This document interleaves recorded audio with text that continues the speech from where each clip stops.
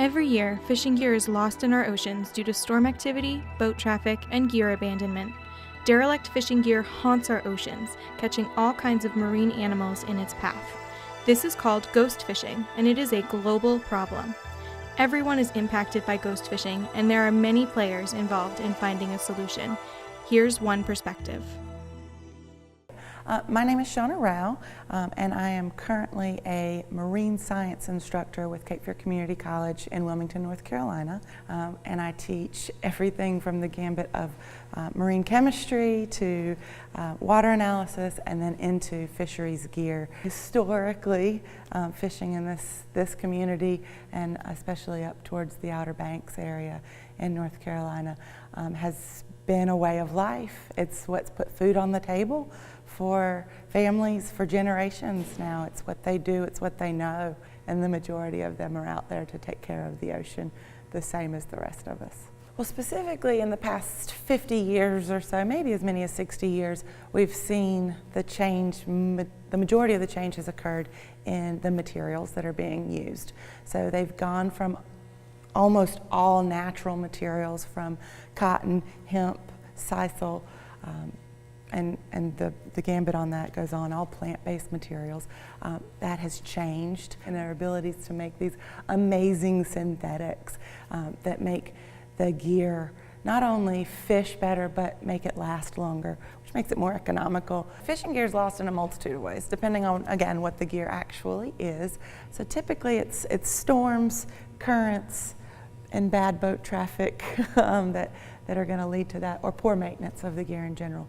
Occasionally, you've got gear that is just simply abandoned. So the gill nets specifically are big culprits when it comes to ghost fishing, at least on the East Coast, I think. The trawls, interestingly enough, because they're designed to be drugged through the water to fish, they don't tend to be as big of a problem ghost fishing later.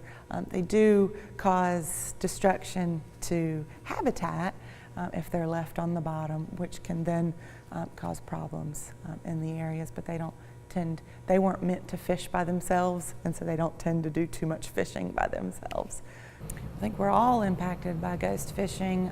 If you enjoy commercial fish, or you enjoy to recreationally fish yourself. So if you purchase fish and seafood to eat, or if you are a recreational fisherman yourself or a commercial fisherman yourself, then you're certainly impacted, because ghost fishing is out there continuing to reduce fish populations, and that's what you guys would be after for seafood and fishing recreational and commercial.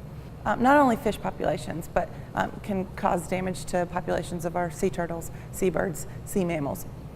All of those populations are affected in some way or another. So I think we're all affected by it in that way. Gill nets in North Carolina have been highly restricted and regulated almost completely out. So we don't see the use of those gill nets in North Carolina the way we used to, and we certainly don't see them the way that they are still being used in the Northeast. So ways to reduce ghost fishing. So biodegradable materials are certainly one step in that direction. Their problem is how cost effective they would actually be. Biodegradable materials will do just that.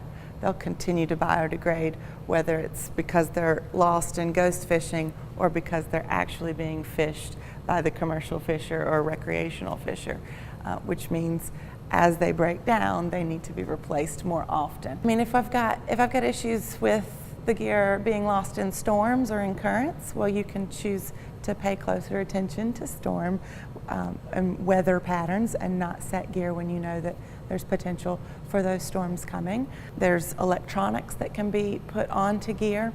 We've got acoustical electronics that can be put on there that will send GPS information. GPS marking in general, when you put your gear down, making sure you're logging a GPS for where it is that you put it in the event that you do have to run from a storm and come back to the area. At least you've got a reasonable idea as to where it was when you left it.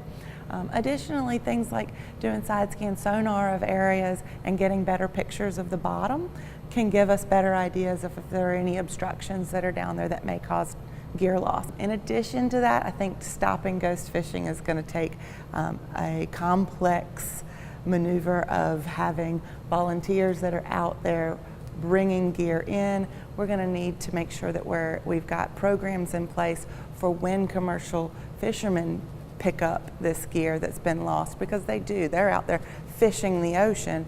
As they fish the ocean for fish, they pick up lost gear.